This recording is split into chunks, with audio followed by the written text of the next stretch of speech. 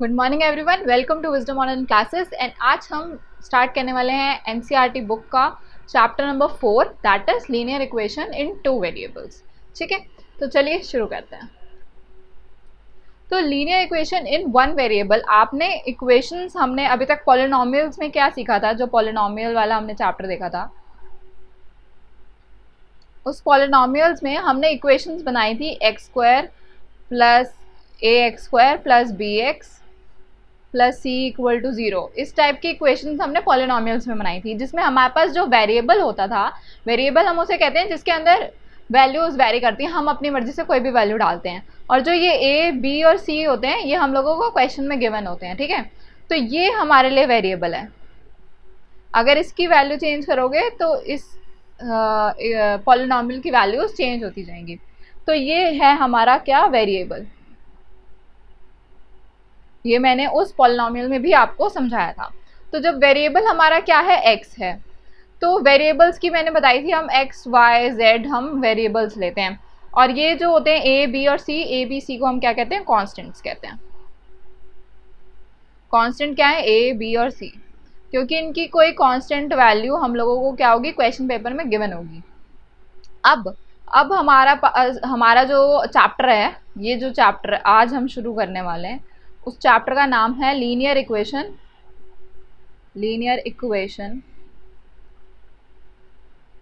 इन two variables. ठीक है, तो सबसे पहले तो ये समझो कि लीनियर इक्वेशन क्या होती है। लीनियर इक्वेशन, तो जो लीनियर इक्वेशन का मतलब है, इसका मतलब है कि जो पावर होती है एक्स की, वेरिएबल की पावर,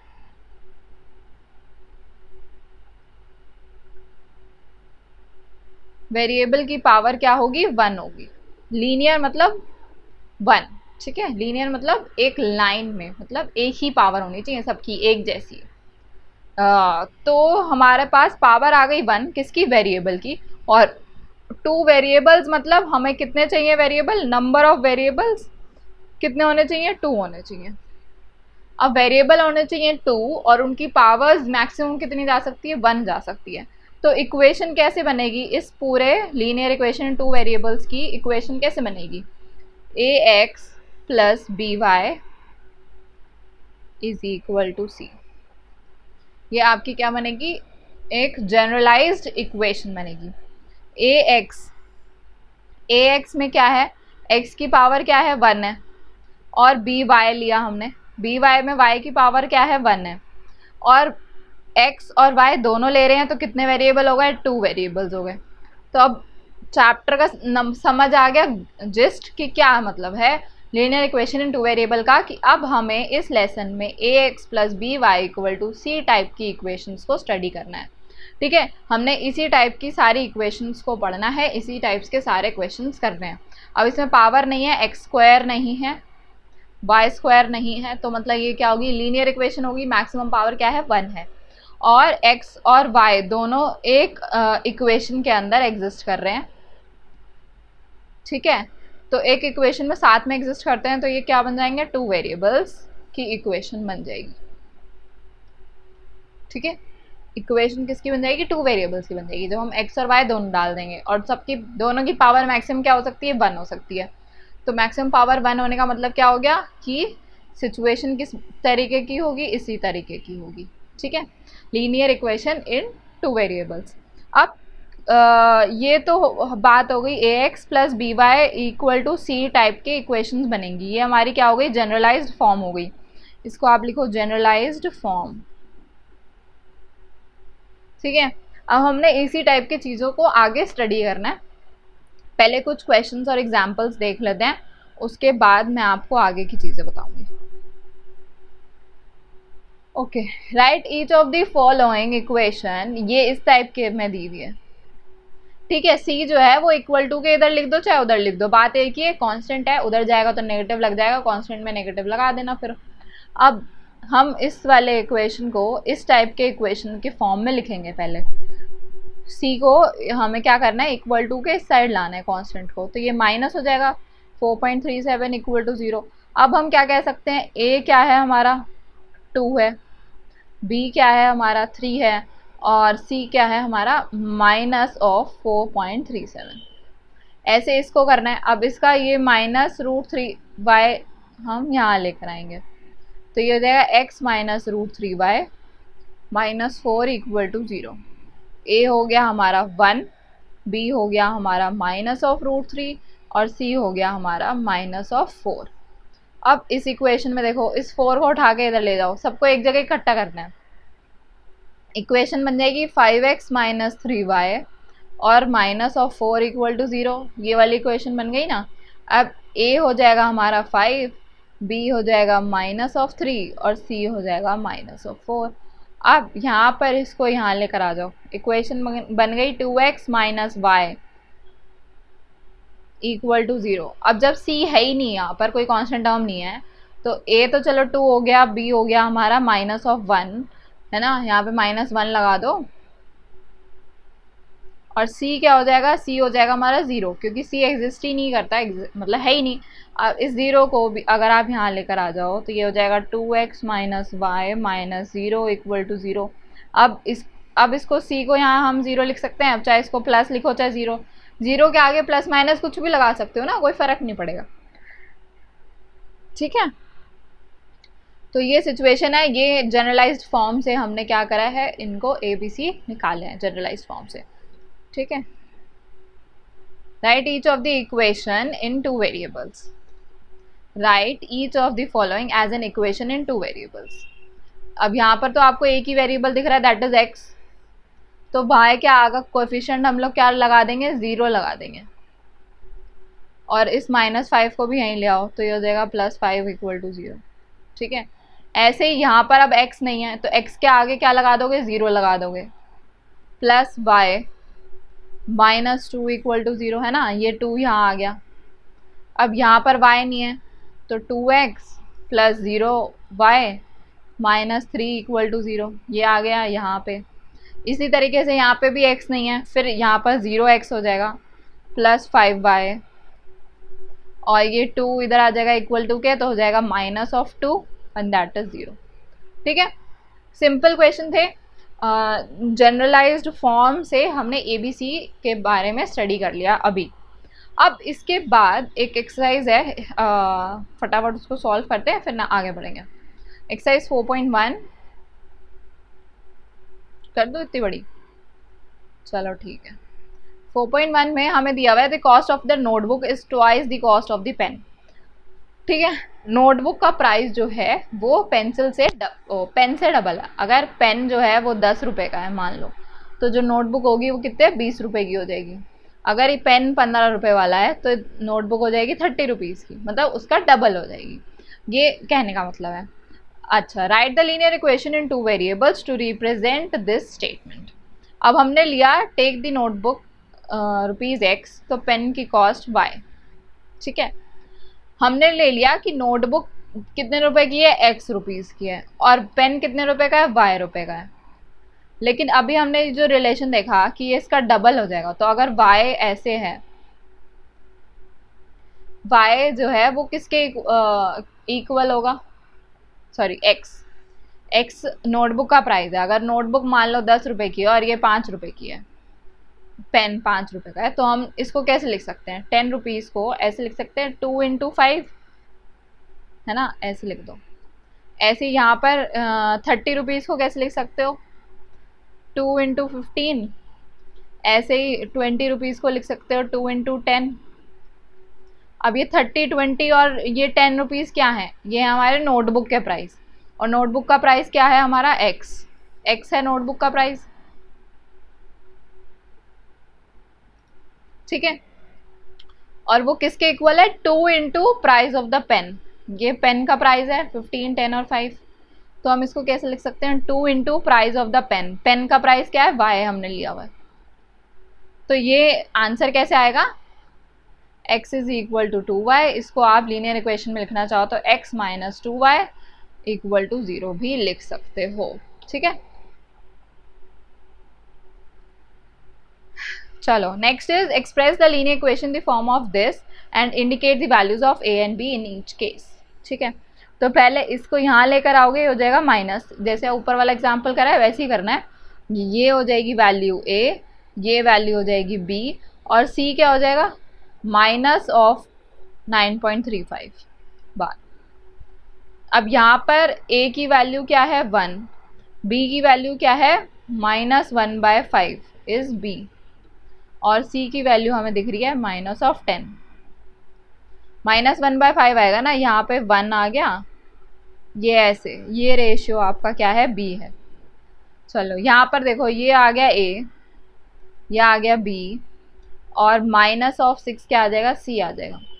अब ये यहाँ पे लेकर आओ इक्वल टू के इधर, ए की वैल्यू आ गई 1, बी की वैल्यू आ गई -3, ये इधर जाएगा माइनस हो जाएगा ना, और सी को हमने क्या लेना है, 0 लेना है, क्योंकि सी है ही नहीं। ऐसे ही यहाँ पर देखो, ए की वैल्यू आ गई 2, बी की वैल्यू हो जाएगी 5, अब ये माइनस है, यहाँ आके क्या हो जाएगा, प्लस हो जाएगा। तो क्या इक्वेशन बनेगी, 2x + 5y = 0, है ना। तो ए बी हो गए, और सी की वैल्यू क्या लिख रहे हैं हम, 0 लिख रहे हैं। अब यहाँ पर ए हो गया हमारा 3, और बी हमारा क्या आएगा, 0 आएगा, क्योंकि y है ही नहीं यहाँ पे, है ना, और सी हो जाएगा 2। ऐसे ही इधर देखो, यहाँ पर x नहीं है तो a 0 हो जाएगा, b के साथ 1 लग रहा है, और c के साथ क्या लग रहा है, -2। यहाँ पर क्या है, ये इधर लेकर जाओ, तो ये हो जाएगा -5, a हो जाएगा 2, b हो जाएगा 0 क्योंकि y नहीं है यहाँ पर, और c हो जाएगा हमारा -5। ठीक है, ए बी सी आपने जस्ट कंपेयर करना है ax + by + c = 0 से, जहाँ पर जो कोएफिशिएंट आ रहा है उसको उसके इक्वल रख दो। ठीक है, इतना सही था इसमें। अब हमें एक चीज़ और देखनी है, जैसे अगर हमें दिया हुआ है कि 4x + 3y = सम वैल्यू दी हुई है, लेट्स से 30, ठीक है, ये कोई वैल्यू दी हुई है इक्वल टू समथिंग, 0 नहीं है, ये सी की वैल्यू है मान लो। अब हमें मैं जो आपको कंसेप्ट सिखाने वाली हूँ, मैं सॉल्यूशंस ऑफ लीनियर इक्वेशन। तो सॉल्यूशंस क्या होते हैं, सॉल्यूशंस होते हैं कि ये जो इक्वेशन आपको गिवन है, इस इक्वेशन के लिए x और y की कौन सी वैल्यूज हम डालें जिससे ये इक्वेशन इक्वल हो जाए। ठीक है, मतलब यहाँ पर x और y की हमें कोई भी अपनी तरफ से वैल्यू डालनी होती है ना, तो वो कौन सी वैल्यूज होंगी जिसके इक्वल टू करके वो वैल्यू 30 आ जाएगी। ठीक है, जो इक्वल टू के इधर दिया हुआ है ये वैल्यू आ जाएगी। कैसे आएगी, अब यहाँ पर आपको चेक करना पड़ेगा।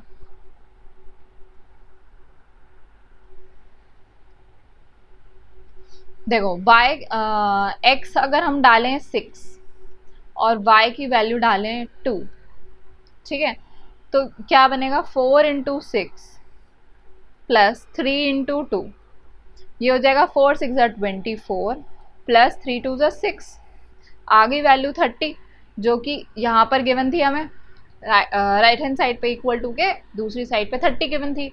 तो for the values x = 6 and y = 2, we are saying that for these two values this equation is satisfied। मतलब यहाँ पर अगर हम ये वैल्यूज पुट कर रहे हैं x और y की, तो हमें वैल्यू आंसर जो है वो 30 मिल रहा है। तो इसका मतलब ये है कि ये दोनों वैल्यूज जो हैं वो इस इक्वेशन को सेटिस्फाई कर रही हैं, मतलब इस इक्वेशन में डालने से हमें वो रिजल्ट मिल रहा है जो हमें चाहिए था। ठीक है, जो हमें इक्वल टू के लिए चाहिए था। इक्वल तो तभी होगा ना, देखो ये वैल्यू, ये इक्वल टू का मतलब है कि जो ये वैल्यू यहाँ आएगी वही वैल्यू यहाँ आनी चाहिए, दोनों चीज़ें इक्वल है ना।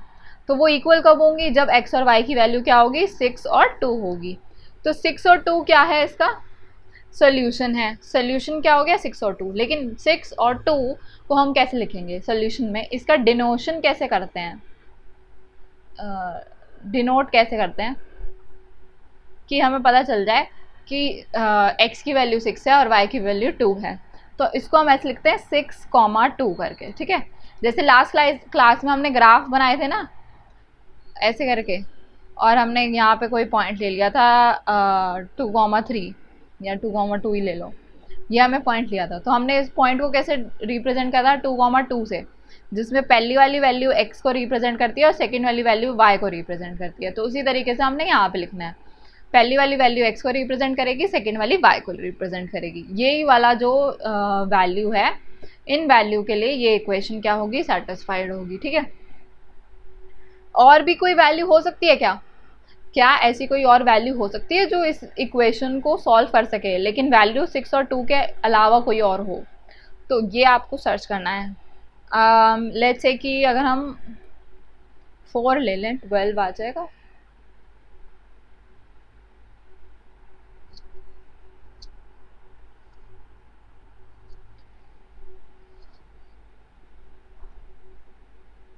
देखो, अगर हम x की वैल्यू को ले लें 3 और y की वैल्यू को ले लें हम 6, तो क्या होगा?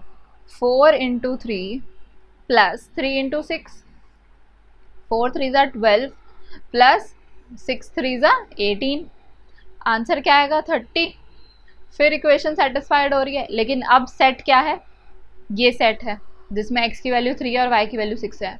तो एक और सोल्यूशन हो सकता है इसका 3,6, ठीक है, ऐसा भी सोल्यूशन हो सकता है। और नेगेटिव अगर हम जाएं तो नेगेटिव सोल्यूशंस नहीं हो सकते, क्योंकि दोनों अगर नेगेटिव हो जाएंगे तो हमें आंसर भी नेगेटिव में चाहिए होगा। तो चलो वो बात अलग है, लेकिन ऐसे और भी कई सोल्यूशंस हो सकते हैं। ऐसा ज़रूरी नहीं है कि हर इक्वेशन का एक ही सोल्यूशन होगा। इक्वेशन कैन हैव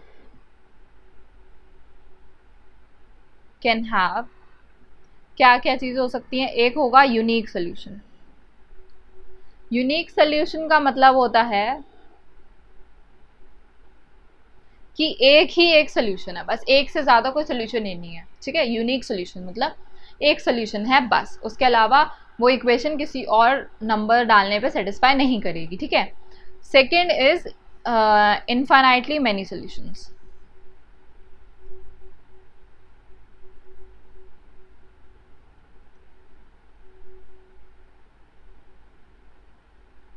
ठीक है, या तो उसके बहुत सारे सॉल्यूशंस एग्जिस्ट कर सकते हैं, ठीक है। इस केस में भी इनफाइनाइटली मेनी सॉल्यूशंस एग्जिस्ट करेंगे। फॉर एग्जांपल 2 तो हमने निकाल ही दिए, ठीक है, और 2 से ज़्यादा भी हो सकते हैं। अगर आप 4 को कोई बड़ा नंबर ले लो और 3 को नेगेटिव में ले लो, ठीक है, तो भी ये सोल्यूशन सेटिस्फाई करेगा। जैसे मान लो 4 को हमने ले लिया, सॉरी x की वैल्यू ले ली हमने 9, ठीक है, और y की वैल्यू ले ली -2, तो हो जाएगा 4 into 9 plus 3 into -2, that is 36 minus 3 2 ज़ा 6, अगेन 30 आ रहा है, ठीक है। तो इस इक्वेशन के लिए आपको बहुत सारे सॉल्यूशंस मिल जाएंगे, इसलिए इस इक्वेशन के क्या है? इनफाइनाइटली, इस वाली इक्वेशन के सॉल्यूशंस क्या हैं? इनफाइनाइटली मैनी सॉल्यूशंस हैं। एक और सॉल्यूशन हो सकते हैं इक्वेशन के या तो एक सॉल्यूशन होगा, या फिर इनफाइनाइटली मैनी सॉल्यूशंस होंगे, या फिर नो सॉल्यूशन होगा। ऐसी भी इक्वेशंस हो सकती हैं जो किसी भी पॉइंट पे कभी भी सेटिस्फाई नहीं करेंगी, ठीक है। वो इक्वेशंस भी एग्जिस्ट करती हैं, उसके बारे में आप स्टडी करोगे, हो सकता है इसी क्लास में स्टडी करो, हो सकता है आप 10th 11th में स्टडी करोगे, लेकिन नो सॉल्यूशंस के भी कई इक्वेशंस आपके सामने आएंगे जहाँ पर आप कोई भी वैल्यू नहीं डाल पाओगे कि वो सेटिस्फाई कर पाए, ठीक है। जैसे फॉर एग्जांपल अगर हम देखें कि लीनियर इक्वेशन है ना, x प्लस वाई का मॉड इज इक्वल टू -10, क्या ये इसका कोई भी सोल्यूशन एग्जिस्ट करता होगा? नहीं करेगा, क्योंकि ये जो मॉड फंक्शन है ये वैल्यू को क्या कर देता है? पॉजिटिव बना देता है। अगर हम अंदर -10 डालेंगे तो ये इसकी जो मॉड फंक्शन से बाहर वैल्यू आएगी वो 10 आएगी। अगर हम इसके अंदर कोई पॉजिटिव नंबर डालेंगे तो वो भी पॉजिटिव ही आएगा। मतलब ये मॉड फंक्शन क्या करता है? हर नंबर को पॉजिटिव कर देता है, ठीक है, उसका नेगेटिव साइन को हटा देता है। अगर नेगेटिव नहीं है तो वो वैसे ही रहेगा, अगर नेगेटिव है तो उसको हटा दिया जाएगा। तो ये मॉड फंक्शन का काम होता है, और मॉड फंक्शन हर चीज़ को पॉजिटिव कर देगा। तो इसका x प्लस वाई का जो मॉड है, जो ये आपको यहाँ पर ये दिख रहा है, ये हमेशा क्या आएगा? पॉजिटिव आएगा, क्योंकि मॉड फंक्शन लग गया है। लेकिन हमें रिजल्ट क्या चाहिए? नेगेटिव चाहिए, तो ये तो कभी पॉसिबल ही नहीं है, मॉड फंक्शन तो नेगेटिव को हटा ही देगा, तो ये चीज़ कभी पॉसिबल नहीं आएगी। तो इस इक्वेशन का क्या होगा? नो सोल्यूशन एग्जिस्ट होगा। आपको नो सोल्यूशन के इक्वेशंस सीधा देख के पता चल जाने चाहिए कि ये तो आंसर आएगा ही नहीं कोई किसी भी हालत में इसका, ठीक है। तो 2 चीज़ें हो गई, सोल्यूशन समझ आ गया कैसे निकालना है, आपको बस उस नंबर को देखना है कि वो कितना आ रहा है, and you have to think about some combinations जिससे वो नंबर आ जाए, ठीक है। अब देखो कैसे निकालने हैं, अब एक बार हम देखते हैं सॉल्यूशंस। ओके, अब हमको ये इक्वेशन दी हुई है x plus 2y is equal to 6। अब x plus 2y is equal to 6 किस तरीके से आ सकता है? x की वैल्यू हमेशा इवन लेनी पड़ेगी हम लोगों को, और क्योंकि 2y तो हमेशा इवन ही आएगा, 2 से मल्टीप्लाई हो गया तो इवन आएगा, तो हमें x की वैल्यू भी इवन लेनी पड़ेगी, तभी तो इवन इवन बन के 6 होगा, है ना। इवन में ऑड ऐड कर दोगे तो आंसर ऑड आएगा हमेशा। जैसे 3 प्लस 1 करोगे, सॉरी दोनों ही ऑड हो गई है, तो दोनों ऑड होंगे तो भी आंसर आ जाएगा। लेकिन अब हमें पता है कि 2y तो इवन ही रहने वाला है, तो इवन के साथ अगर आप 2 के साथ कोई 1 प्लस कर दो तो 3 आएगा, 2 के साथ अगर आप 3 प्लस कर दो तो 5 आएगा, 2 के साथ अगर आप 5 प्लस कर दो तो 7 आएगा। तो मतलब ये सारे क्या आ रहे हैं? ऑड नंबर आ रहे हैं। अगर आप इवन, देखो ये चीज़ ना नोट डाउन कर लो एक जगह, even plus odd is odd हमेशा, चाहे कैसा भी हो, ठीक है। Odd plus odd is even, even plus even is even.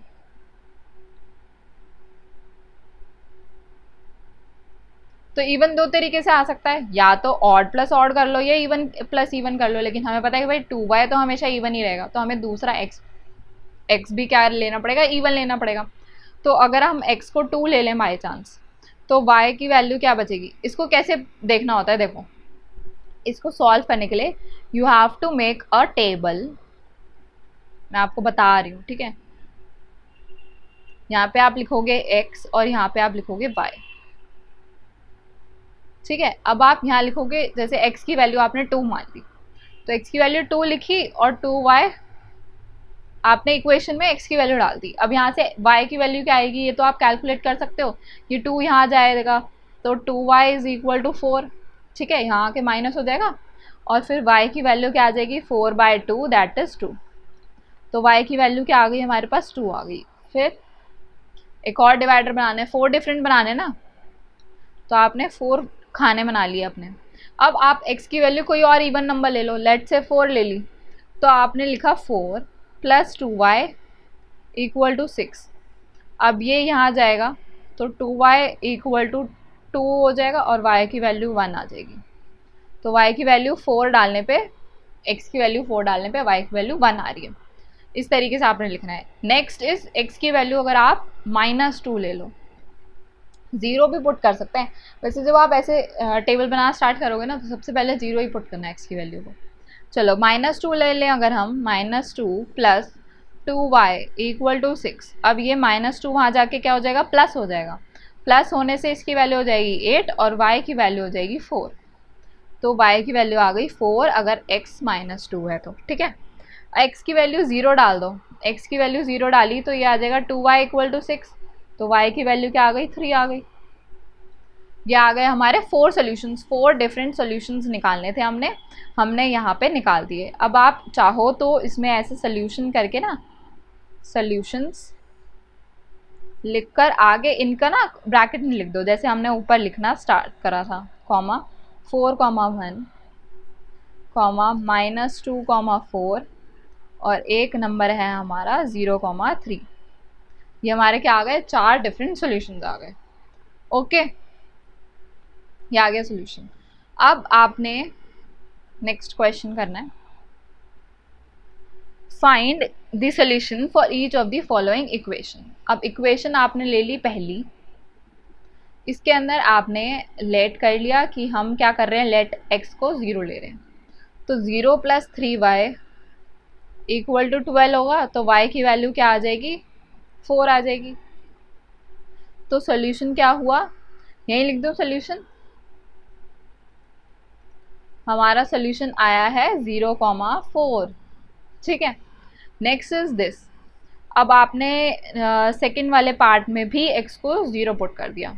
Let's say late x equal to 0, तो 0 plus 5y is equal to 0। तो y की वैल्यू भी क्या आ जाएगी? 0 आ जाएगी। तो इसका सॉल्यूशन क्या बन गया? 0, 0, ठीक है।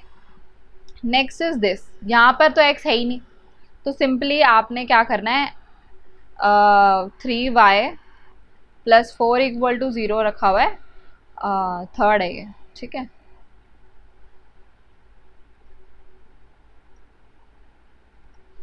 देखो अब y, ये 4 वहाँ जाएगा, क्या बन जाएगा, -4, और यहाँ बचेगा 3y।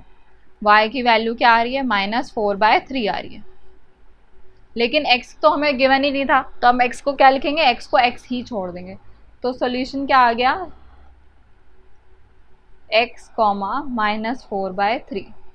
मतलब x की वैल्यू कुछ भी हो सकती है, x को आप 0, 1, 2, 3, 4, 10, 100, 1000 कुछ भी ले सकते हो, लेकिन y जो है वो -4/3 ही रहेगा।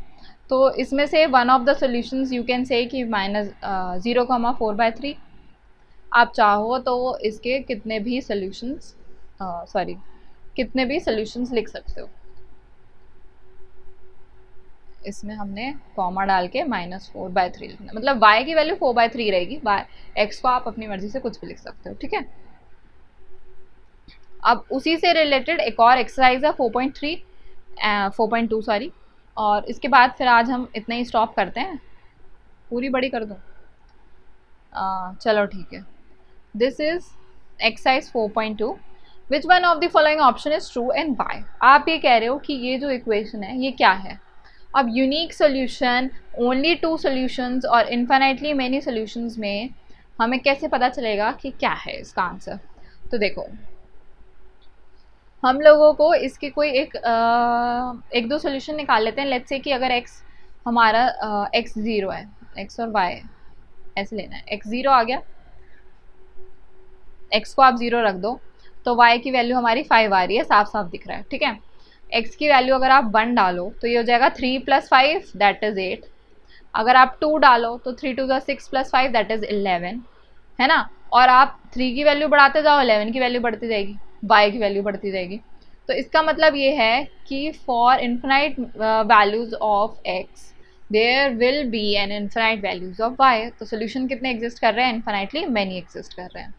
Right 4 solution of each of the following equation. 4 solution लिखने हैं आपको इन सब के।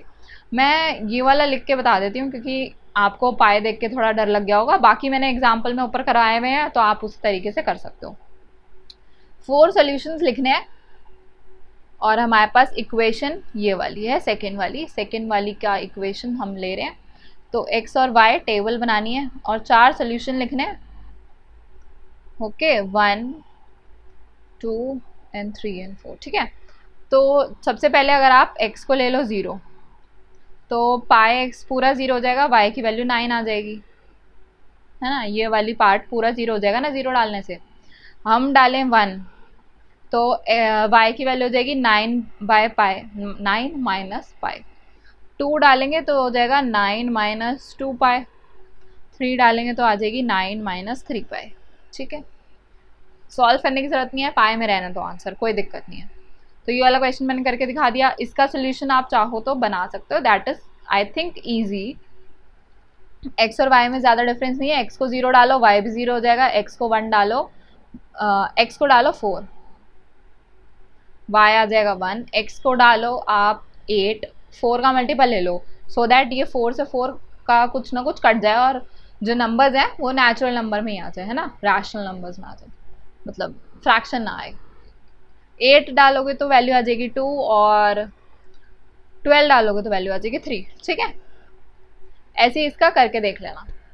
Check which of the following solutions. अच्छा अब इसका बताना है कि इनमें से कौन सा सोल्यूशन होगा इस वाली इक्वेशन का। तो 0,2 पुट करके देख लो, 0 माइनस 2 इंटू 2 तो ये आ रहा है -4, लेकिन यहाँ पर हमें +4 चाहिए तो ये तो नहीं है। फिर डालो ये 2,0 तो 0 इंटू वाई, वो सॉरी 0 इंटू 2 तो 2 ही आएगी वैल्यू, ये भी नहीं आएगा।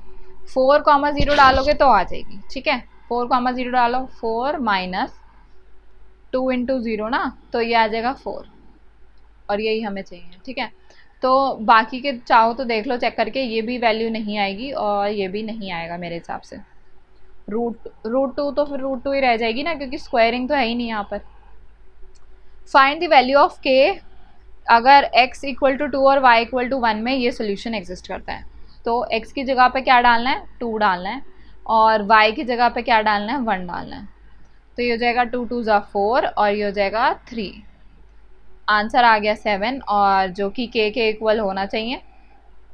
तो हमारी k की वैल्यू क्या आ गई, k इज इक्वल टू 7। ठीक है, आज के लिए इतना ही रखते हैं। इसके बाद हम लोग नेक्स्ट क्लास में जब मिलेंगे तो आगे की चीज़ों को समझेंगे। आज मैंने आपको सॉल्यूशंस बता दिए कैसे निकालते हैं लीनियर इक्वेशन में। अब इन्हीं सॉल्यूशंस को यूज़ कर कर हम लोग नेक्स्ट क्लास में सीखेंगे ग्राफ बनाना और इनकी प्लॉटिंग करेंगे। एक चीज़ और है, वैसे तो नेक्स्ट क्लास में बता दूंगी तो ज़्यादा बेटर है, कि ये जो लीनियर इक्वेशन 2 वेरिएबल्स वाले जितने भी इक्वेशंस आते हैं, ये सब क्या फॉर्म करते हैं ग्राफ में। यहाँ पर x है, यहाँ पर y है, और मान लो कि ऐसे करके लाइन जा रही है, तो ये लाइन जो होगी, ये लाइन आपकी लीनियर इक्वेशन इन 2 वेरिएबल्स में ही आएगी। ठीक है, ये लाइन का जो आपका जनरल फॉर्म होगा वो ax plus B y equal to c या फिर प्लस सी की फॉर्म में ही होगा। ठीक है, और जितनी भी ये समझ लो कि ये जो फॉर्म है ये क्या बनाती है, एक स्ट्रेट लाइन बनाती है।